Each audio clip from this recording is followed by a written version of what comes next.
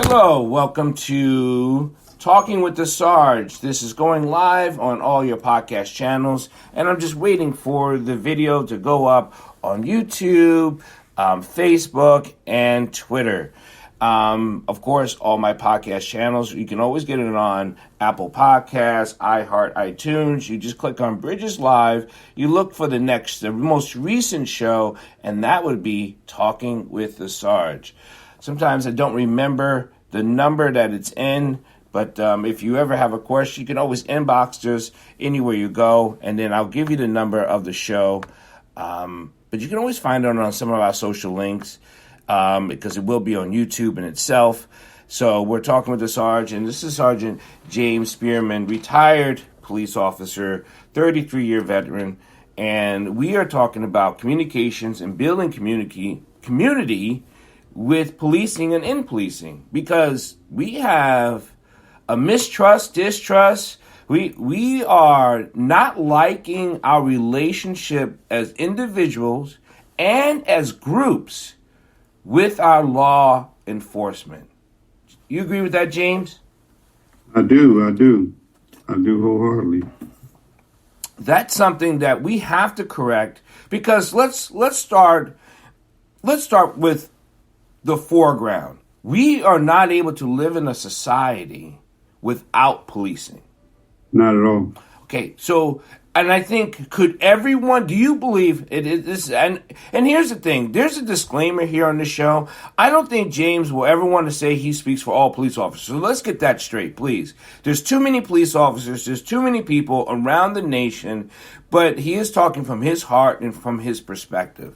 So don't get like, well, I heard from James, and why don't you do it this way? Sometimes you just need to ask your local police officer, get involved and talk to the chief or the sheriff, and talk to your police officers and ask them, say, listen, I listened to the show Talking with the Sarge, and they were saying this. How do you feel about that? They would love to talk to you. So with that disclaimer, how do you think our separation of policing and black community and just people in general, how did it get separated so much? From my perspective, It came from the zero tolerance policies that were enacted by Rudy Giuliani and Governor O'Malley. And from there, it just spiraled out of control. Now, we have read and seen, and tell me what you think about this, because your father was also a police officer, correct? My oldest brother. Your oldest brother. Mm-hmm. But you, with black police officers throughout history, doing Reconstruction, they hired ex-slaves to help track down people who were going against the law at the time. Yes. There were a lot of times they could not go into the courtroom because of the law of the land. You could not go into a courtroom. But they would help these people track down probably all kinds of people, maybe even ex-slaves. Mm-hmm. And then before Reconstruction, there were some blacks assisting with whites tracking down slaves. Is that where the historical police come from? Like, was that their inception here in the United States? Or what is the beginning of the police force from what you remember? Or was it ever taught in different academies and things like that? We never got any history lessons regarding blacks in law enforcement. Most of the concepts that we were taught were things that were case law. The basic concept of policing came from Sir Robert Peel out of London, England, and that was brought here. And those concepts and those ideologies were taught to us on a basic concept of policing. And then from there, we learn about case law, where you talk about Tennessee versus Gardner and things of that nature with the fleeing felon law and all of that.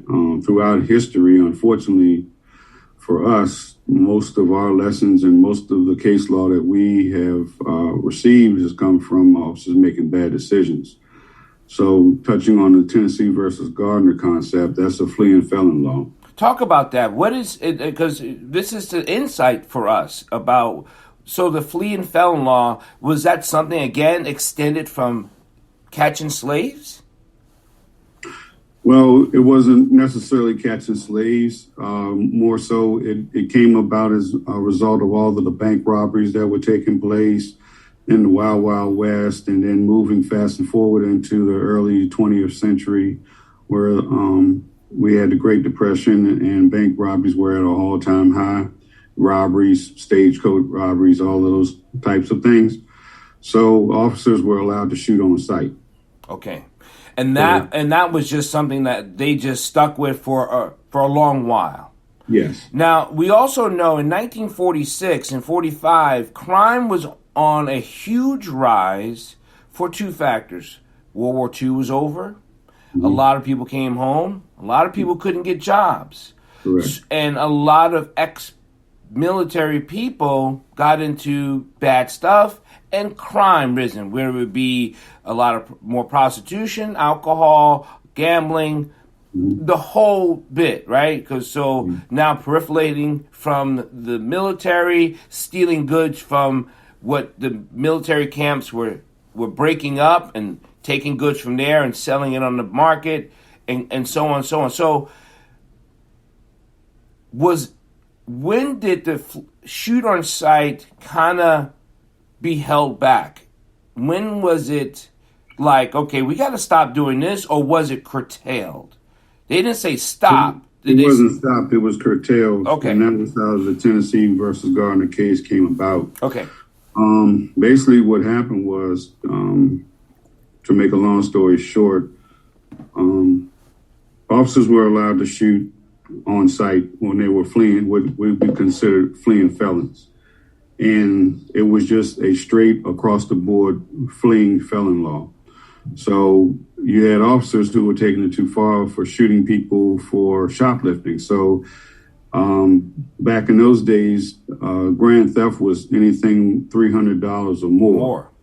So in other words, or you could have auto theft. So you could have auto theft was big. So you had officers that were shooting at people for stealing cars. They were shooting at people for stealing more than $300. It wasn't necessarily a dangerous felony. Well, it's $300. It was a felony, so they were shooting them rather than trying to capture them. So from there, the case Tennessee versus Gardner came in, and it curtailed that back to violent felonies. So we still have a fleeing felon law, but it has to be a violent felony, such as an armed robbery, armed carjacking, murder, attempted murder, things like that. You know, as a kid, we were told never to run away from a fat cop. If he looked like he was in shape, you could probably give him a chase. But if he's fat, he's probably going to shoot you because he's not running.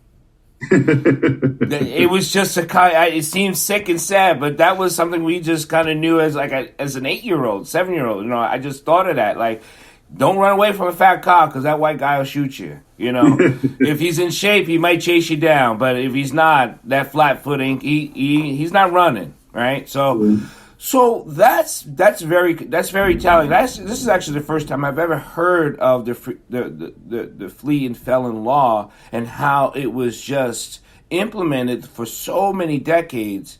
And when doing the Tennessee law, what year was that? I'd have to Google that real Okay. But you learned about this when you got into the academy, when you got into education. So it was something like, this is why, this is the history. Yes. Now, we, all throughout the country, there's not a radio station that you can't turn on that is a talk radio or a public announcement that we're not talking about the rise of crime. The rise of this, the rise of that group, the rise. Now, are they sensationalizing so they can put more cops on the streets? Or is it just crime just going up? Is it a cyclical thing? Is like here in Maryland, we talked about this before on the other show. Baltimore City, there 300 fatal shootings a year, not just crime. We're talking about shootings. What's the average that a city would like to be at? And that seems sick because I've been in some areas of the country, Midwest, Upper Midwest, where less population, and if they have 4 a year, they're lucky. Yes. I mean, it depends on the population. It just depends on the size of the city. I mean, the murder rate in Baltimore, I'm sure they would love to get it down to around 150 or somewhere around there. I don't want to use the word acceptable, but right. Because no death is, again, it's almost like we literally have to put it out there for people. This is a disclaimer: no death is acceptable. No, not at all. Okay, not at all. Yeah, I mean, it almost seems like if we don't say it, they're like, they would like to just kill 150. No, stop! Don't be silly, right? No, not at all. No death is acceptable. But when you were on the force in Annapolis, what was a number they kept trying to... It's almost like an accident number for a construction site. We don't want to have 0 accidents, right? What are the murder rate? What's the murder rate they wanted to get it down to? We always strive for 2. 200. 2. Yeah, Annapolis. We don't have that kind of crime. I mean, we have violent crime, but we don't. Our homicide rate is not that big. If it's double digits, that's a problem. Okay. But I mean, it's what most people don't understand is that in our society, death is inevitable, or meaning a homicide is inevitable because just human nature in general has nothing to do with crime. There are all sorts of reasons why people commit suicide. I mean, or homicide. And the thing about it is, it just comes down to motive. The drug trade is the thing that's exacerbated, and the gangs, the activity of the higher level gang activity is the driving force now. But earlier on, before all of these things came about, it was usually domestic related or dispute related. Revenge type things that fueled homicides. But now that the drug trade has made its way into our society and the gang activity is there, and now we have the new push, which is mental health, which they all feed off of each other. You and I, we both know mental health is a huge aspect to being a healthy community. Mm-hmm. Now, let's go with the gangs. And if we slowly do this, the gangs, the organizations, we have to say, right? Because the mob was never considered a gang, the Italian mob. No. Was never considered a gang, but a crime syndicate, right? An organized crime syndicate. Organized crime, yes. Because all cultures, and I will say that, all cultures have mobs. Yes. They all have a crime syndicate. I don't think there's a culture on the planet or wherever you come from that does not have a crime syndicate. Correct. And if I'm wrong, I want someone to call me, text me, yell at me, Paul, you're wrong. The Mormons don't have a crime. Bull crap. Because they had a crime syndicate in the West when they were helping building that railroad. So they were strong arming people too, right? They just pray over you after they do it. So, what about the Quakers? Well, I'm sure they had their little taste too. You know what I mean? So we cannot hold anyone off the board of crime syndicate. So the question is there some sense of, in your head, could we ever not have crime syndicates? The only way that we could ever be able to totally eliminate crime syndicates would be for the government to make good decisions that would not create a black market. And there goes the other crime syndicate. and yes, I said it. The government is a crime syndicate in itself because they have splinter groups within the government. You have different agencies who work in darkness, and you guys know who you are, that push and pull and splinter things so you get certain things done for yourself. I mean, Hoover did it. Hoover would send people out, and that was that FBI boys. They would send people out and bust heads, and they'd be like, it was this group that did it, and now they would bust heads, say it was this group, and then arrest the people. I mean, those were just facts, right? I think that's why we have gangs, is the crime syndicate became so untouchable or touch very little that anyone says if we become big enough, they can't touch us too. Now, I know a lot of we call the underworld, and that's their theory, and it actually works. They know that they're dealing. These big drug dealers, there's people, the cops know they're dealing, the precinct knows they're dealing, but as long as they feed them something, they will stay out of jail. Now, I don't want you to talk or tell anyone, but have you witnessed that and heard that yourself? Not directly in Annapolis, but I've heard other areas, and I've been told that. I have never witnessed that firsthand. But yeah, I believe that exists. I mean, that's what the money is for. You know, they pay cops off, they pay judges off, they pay prosecutors off. I mean, our history is riddled with those stories. So it's hard to believe that it's not happening now. Right. It's no way possible to think that that's not happening now. So with it's almost so with all that information and all the things that happens in the good and the bad, it almost seems understandable why our community has a hard time trusting who and the what. Yes. Yes. So now we're stuck. We're back to that original question. How do we build a community when we really don't trust someone unless we get to know each other? That's true. You have to. The officers have to be out of the cars. They have to put the computers down. They have to put the cell phones down. They have to get out and actually hold a conversation with someone and build that relationship and learn how to police the proper way. Being a police officer doesn't mean that you have to lock everybody up for everything that they do wrong. It doesn't mean that you have to give them a ticket for every traffic violation that occurs.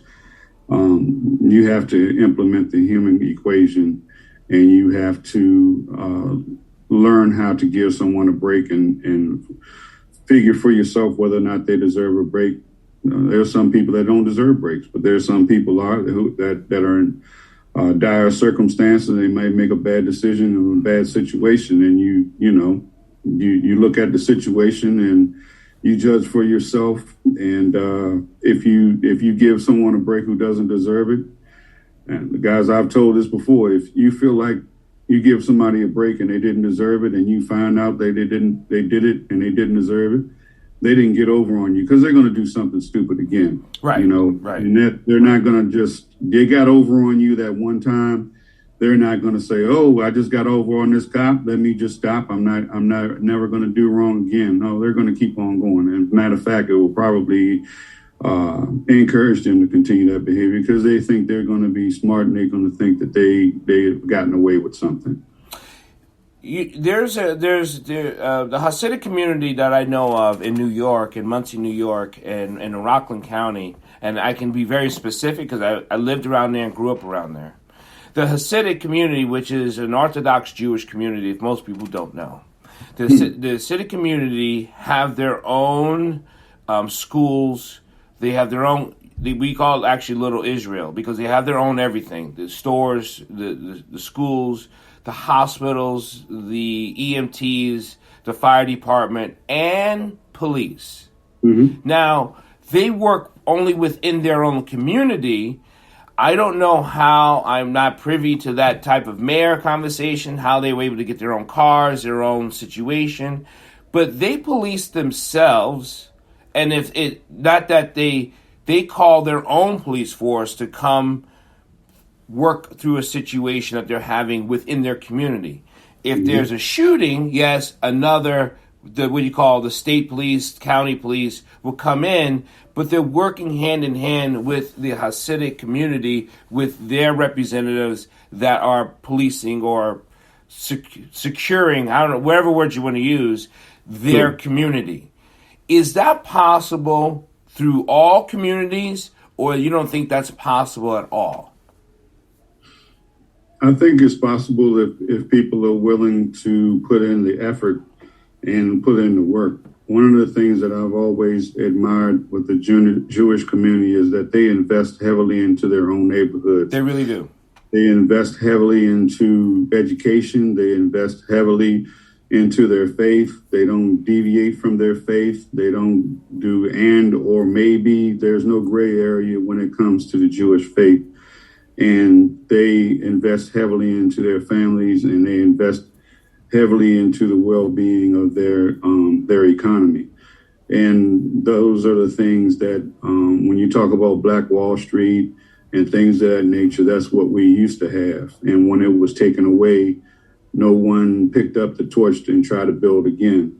I admire the Jewish community because everything was taken away from them in Europe and all over the world. And when they came here, wherever they ended up, they built a new community and they continued.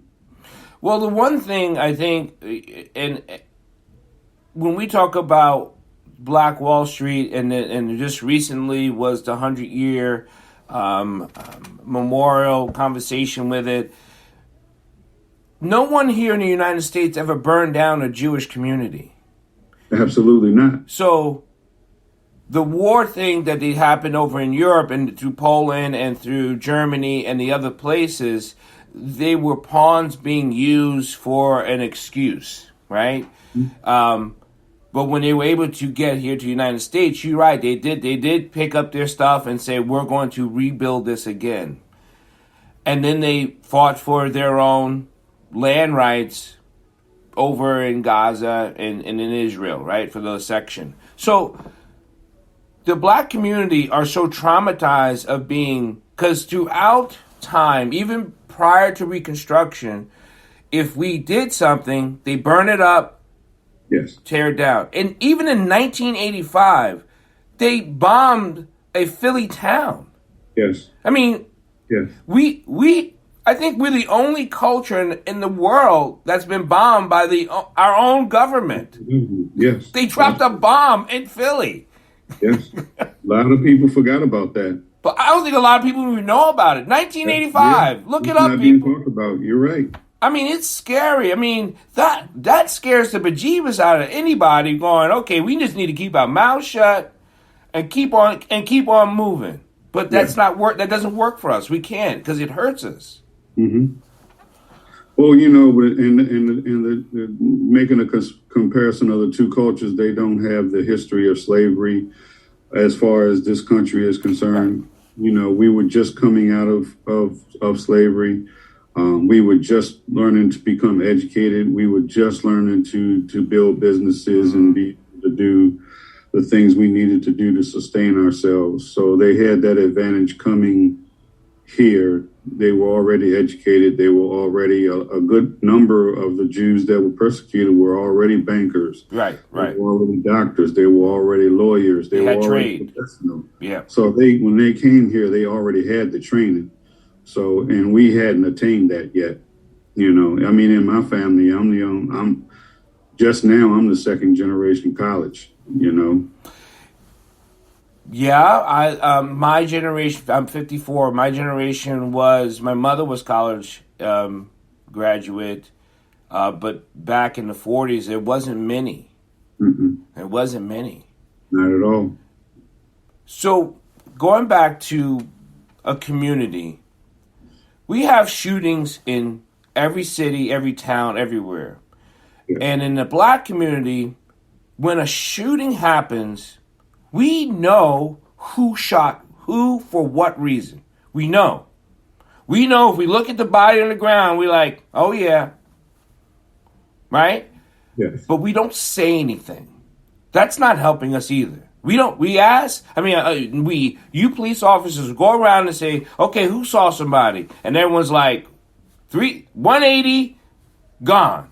I'm not saying nothing. Yes. Well, that's not helping either. Well, the problem is the reason why the shootings are occurring and the reason why they are skyrocketing is because people in the black community have decided to police themselves because they don't trust law enforcement and they don't trust the criminal justice system. Why in the world should I put myself and my family in danger and testify against somebody and everybody knows who I am? Mm-hmm. Only for this guy to get 5-6 years or through some plea agreement or his brother come after my family or something like that. So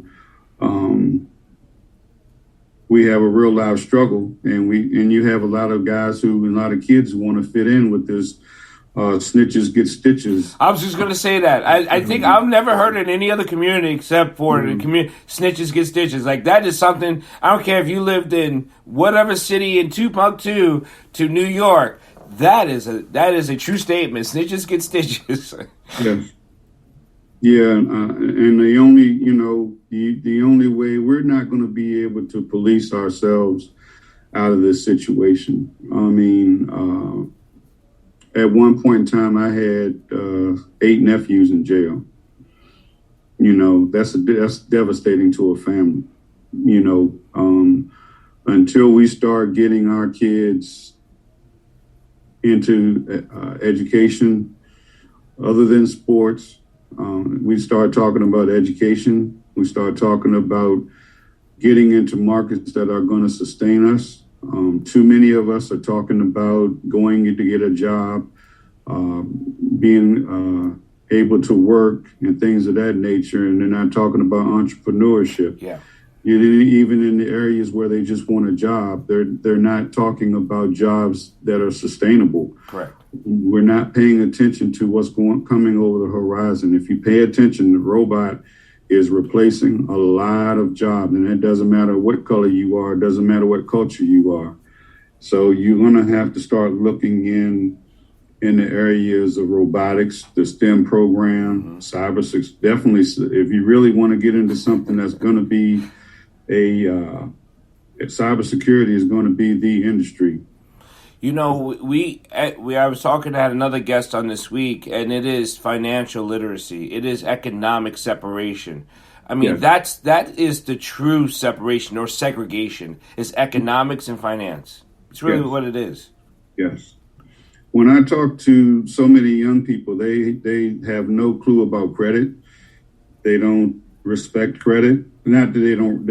It's not that they don't respect it in general. Is that they don't understand what kind of impact it can have on their life, because so many of them are not at that level. They don't understand the value of paying mortgage versus rent. They don't understand credit cards. They don't understand the quality of life that they can develop just being able to have good credit. And another thing is, any job worth having, there's 2 things that you must be able to do, regardless of your education, regardless of your intelligence, regardless of what your skill set is. If you can't pass a drug test and you don't have good credit, you're not going to get the job. You're not going to get the job. And, when the oil boom was happening in the western part of North Dakota, this was the ad that came across the radio.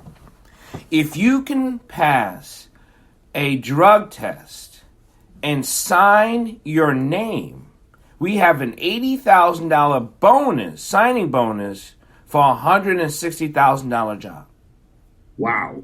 That was the ad. That was it. If you can, and it started out, and I will never forget it, because I was had this. I was entrepreneur. I was working. I had this gig I was doing, and I was driving out there in the western part of the state, and I was like, I'm doing something wrong. You know, I'm hustling and moving, and it's if I can sign my name, yes, and pass a drug test, yes, that's it. yes, yes. I was like, wow. But then, you know, that's a. But you're right. There's a lot of people that just can't pass a drug test, and we legalize marijuana for medicinal purposes. Mm-hmm. But we did not legalize it as much as that I can hire you because you have what you call one of those legal cards. Mm-hmm. You still got to pass my drug test. Yes. Yes. People did not think about that at all. There are tons of people that got fired because once they legalized it in the state, like i.e. Colorado and all these other states, companies were like, okay, we have a drug test. And hundreds of people got fired. Yes. Well, our country is driven by two things. Number one is money, and second is litigation. And however you want to put it in there, the insurance, you throw that in there somewhere, however wherever you stand. Well, I can't have you driving my vehicle. If I'm a construction guy, I don't care what it is. I can't have you drive my vehicle and you could be high. Correct. Legally, I don't care. Legally, unlegally, you could be high. As an insurance company, I'm not paying for that as an insurance company. I'm not doing it. Not at all. Not at all. And if you were to get into an accident to the level where they did feel they had to test you or take your blood, one of the things that people don't understand is that if you get into an accident along these lines, if you get into an accident to the level of which you hurt someone in a life-threatening, to the level of a life-threatening injury, the police have the right to take your blood. Yeah. You don't have a question. If they have any suspicion that you are under the influence, they can get a court order and take your blood. You don't get the right to refuse. In Germany, they do it right there on the street. Wow, I didn't know that. Yeah, in Germany, they do it right there. You know, and there is no refusal because they either do it by force, but they'll do it right there. As soon as there's an accident, people are rolling up their arms. Yeah. Yeah. This is without question. Yeah, well, yeah. But yeah. Yeah, Germany has always been a lot more strict. Their law enforcement is a lot more strict than ours. And their government backs them fully. Yeah, I think it has more to do with the European travel with different, I'm not going to say the word terrorist, but different factions moving through the different countries. We just don't have that type of flow. We have people from Jersey, but we don't have people from Turkey coming in and out. You know what I mean? Right. That's true. And then if we have borders on every state, we might have that issue. If there was like you need a passport to come to Maryland from Delaware, it would be an issue. Yeah. Yes, absolutely. Yeah. Yeah, I mean, until we start really taking a hard look at the things that are really important and having an understanding of cause and effect. I mean, people don't seem to understand that concept anymore of cause and effect. I had a young man who I arrested for a violation, brought him into the station. I started searching him and I pulled out a big bag of weed and he turned and he laughed at me and said, "Oh, I know you wish you could charge me with that." And I said, "No." I said, "But guess what? You won't be able to get a job. Any job worth having where they pay good money, you won't get it." And the look on his face, he's like, "Are you kidding?" I'm like, No, I'm not. I'm dead serious. You are not going to get any decent job. Two things they're going to check is your credit and your drug history. And your arrest record. Yeah. Well, there's some jobs that your arrest record doesn't count as much. It just depends on what crime you're talking about. Well, there's a young lady. I have a show called You Be the Judge. It's with Marilyn Pierre, attorney at law. She's actually running for the judgeship in Montgomery County, and then Judge Claudia Barber. The show we have on Wednesdays, I would never forget the story because it broke my heart. There was a young lady that Marilyn was working with as a young person. They got charged with a crime when they were 13 years old from a candy bar. The store pressed charges, right? No jail time, but they pressed charges. She has now a master's degree in engineering. She can't get a job because of the charge that happened at 13. She can't get that expunged? There's a time. She's only 20 plus years old, so there's a time thing that has to wait. So it's affecting her. Yeah, graduated high school, honors in college, master's degree in engineering. Can't get a job because they're looking at her arrest record. So they go into juvenile records now? That's like I said. They were supposed to be sealed at least. You're asking. I'm not an attorney, and I feel sad that it is. No, maybe she was 15 and they charged her at 16 as a whatever charge, and she wasn't a juvenile. So, but it hurts. Even a candy bar. It was a candy bar. It was a candy bar. You know what I mean? I mean, she didn't do anything since. She hasn't done anything, whatever. But it's hurting her career path until, right? So however long she's got to wait, how much money she's got to spend to get it expunged, whatever all those things are, it was just a candy bar. Those are the things that's part of the reason why I say the criminal justice system is broken. Because how is justice being served by keeping this young lady from fulfilling her dream? It was a candy bar, and it happened many years ago, and it didn't hurt society at large. But what's hurting society at large is not allowing her to fulfill her dream and allowing her to use her training and her passion to the betterment of our society.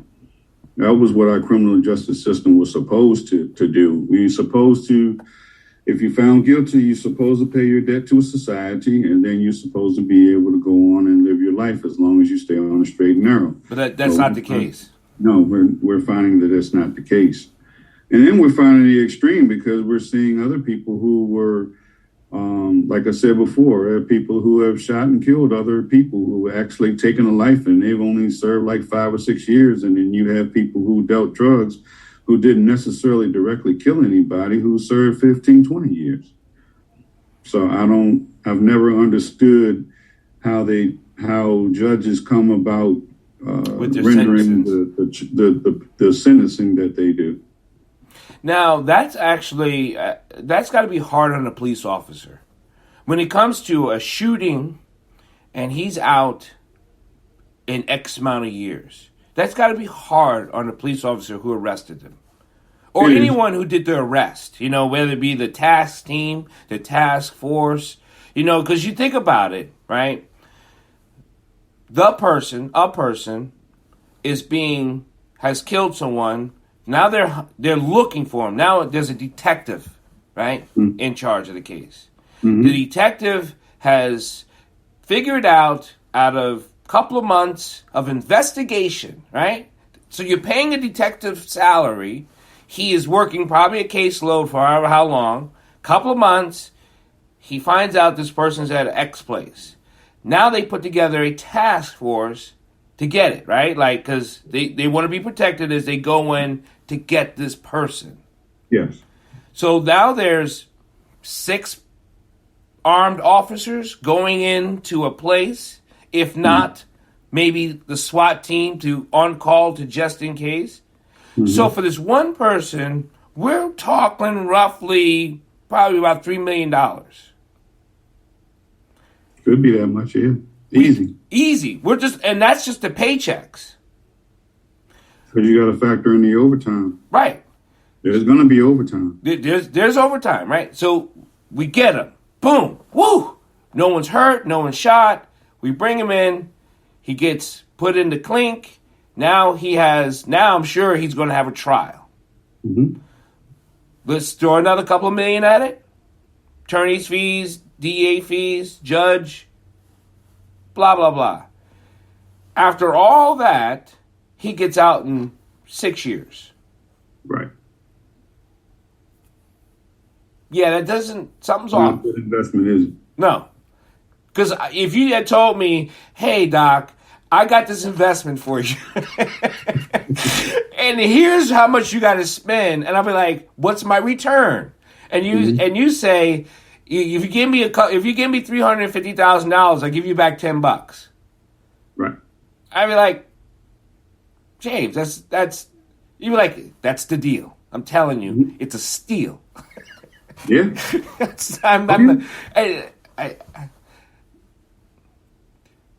And the guy who gets the 6 years, he has no problem doing the 6 years. He thinks it's funny. Right. On top of it all. And if not, when he gets out, he's probably going to shoot a kill again. Well, going back to my original point, so now not only how the officers feel, how do you think the family feels when they're sitting there looking at them? Mm-hmm. When we talk about developing communication with better community, there's a lot to unpack.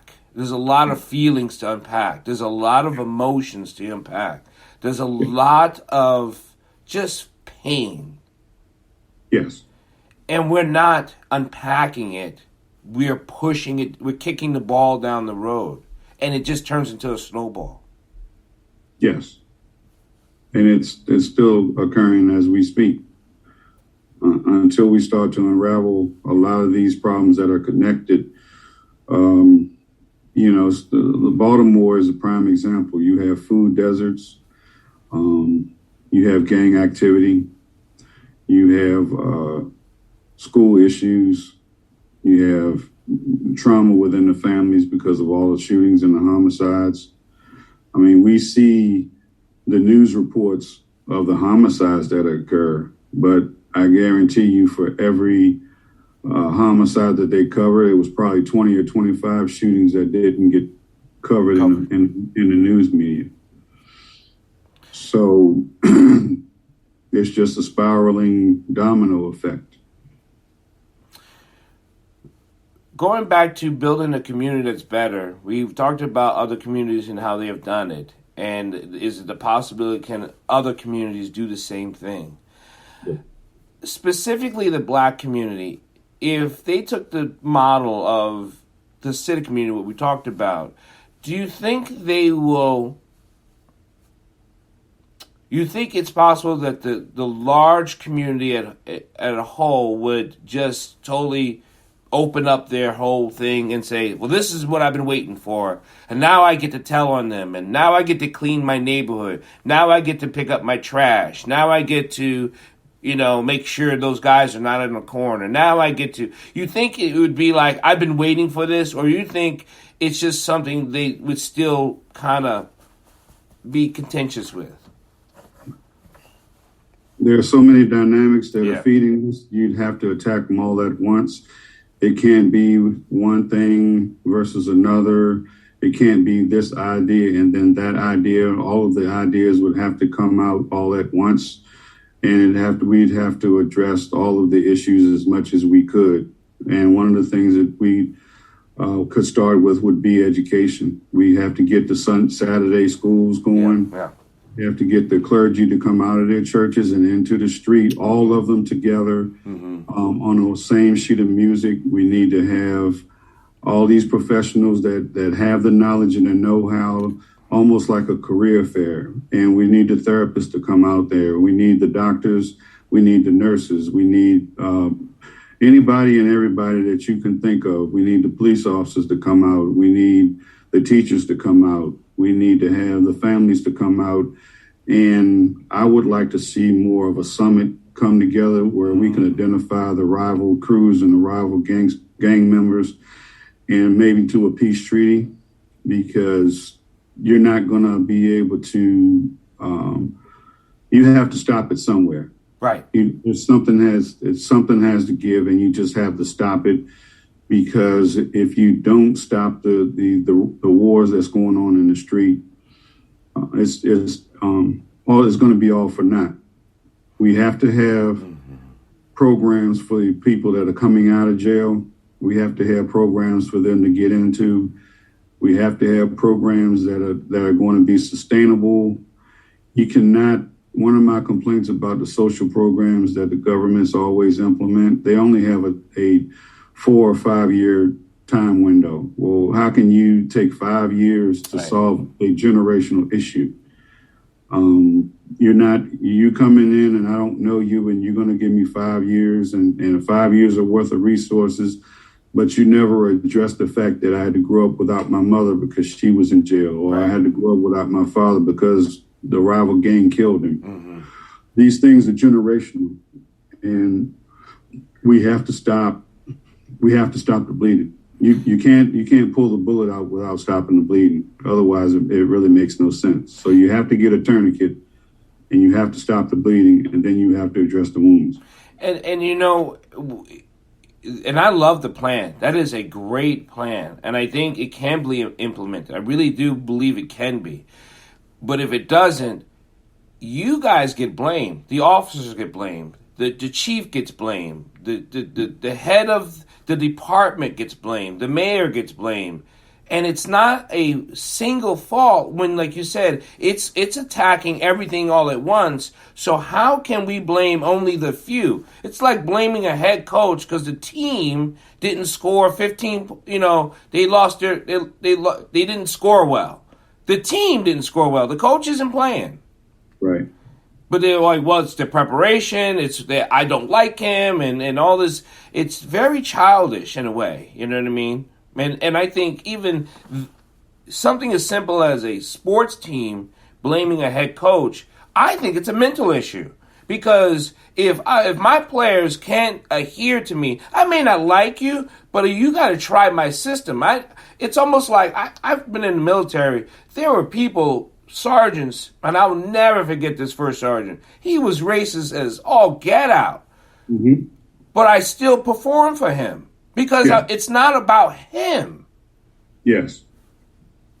That's part of the mindset that needs to be created with the families. I coached football, I coached basketball, and the parents would come up to me and treat me like I was one of their employees. They acted like they paid me to coach their child. And if their child wasn't performing, if they weren't on the field, they made it my problem. And they gave me what for. And then when I would say, well, your child's not doing this, your child's attitude is this.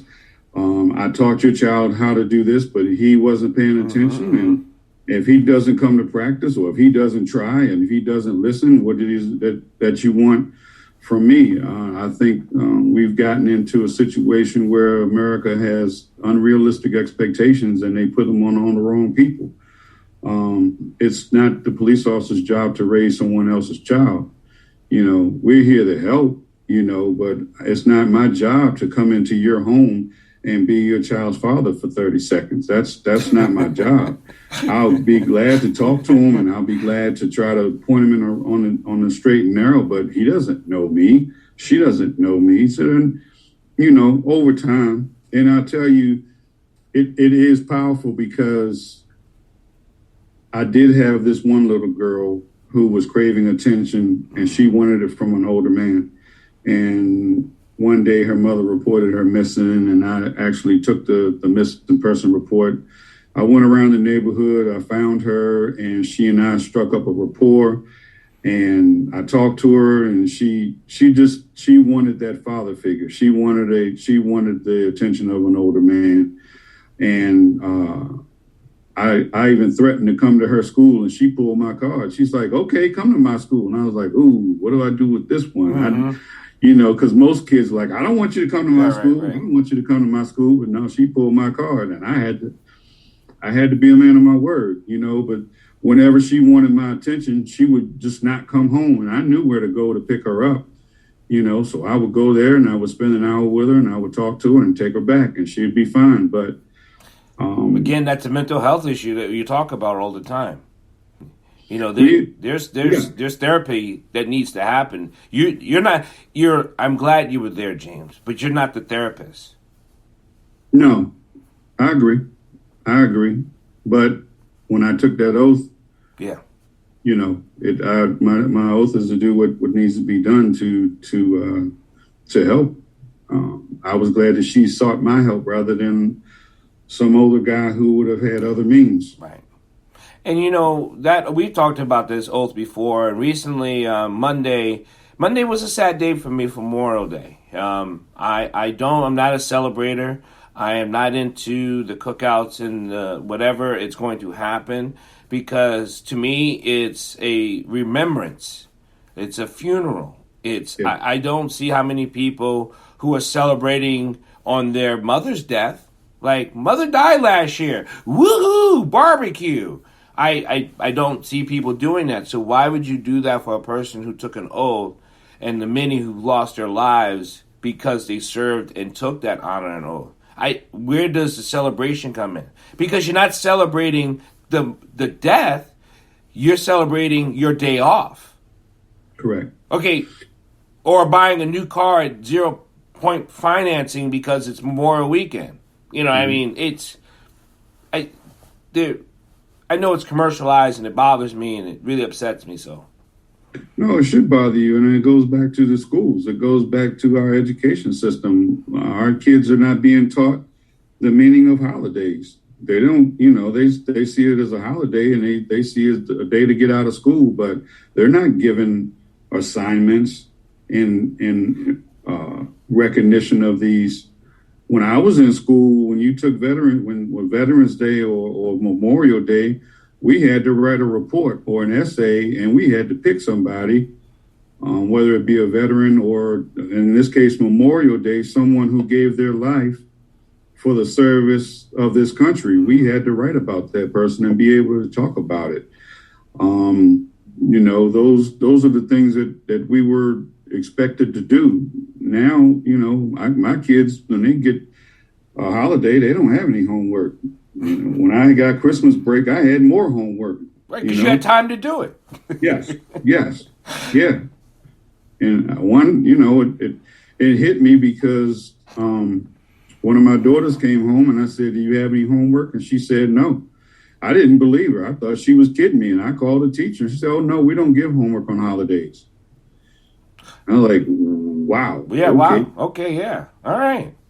And then when we hang up the phone, we're like, this is what I want you to do on this day off. This is what we're going to do. You're going to get this, this, and this. It's not going to be much, but you're going to do it for me. Yes. Yes. And then now you're the bad guy, because nobody else has to do it. I don't see why I have to do it. But now that they're older, now I see why you made me do it. I see why you said this, and I see why you said that. And, so many kids don't have fathers who are planting those seeds. And, one of the sayings that I've developed, how can you expect kids to have expectations when they don't live a life of expectation? That's right. Love it, James. Talking with the Sarge. If you guys have any questions for the Sarge, you can actually inbox us, email us, or just put it into our comments and anywhere of our social media, and we'll get back to it next week. If it's a question, maybe the Sarge will answer it right away, but if not, we can just hold it on over to the next Thursday at 6 p.m. talking with the Sarge. God bless you, brother. I'm glad you're here with us, and I'm glad you're doing what you do every day, man. I love it. Love you, man. You guys have a good night. God bless, and everybody be safe, be happy, and be active in your community. That's what I want you to be. Be active, not act up. Be active. Be active, right. Take it easy, brother.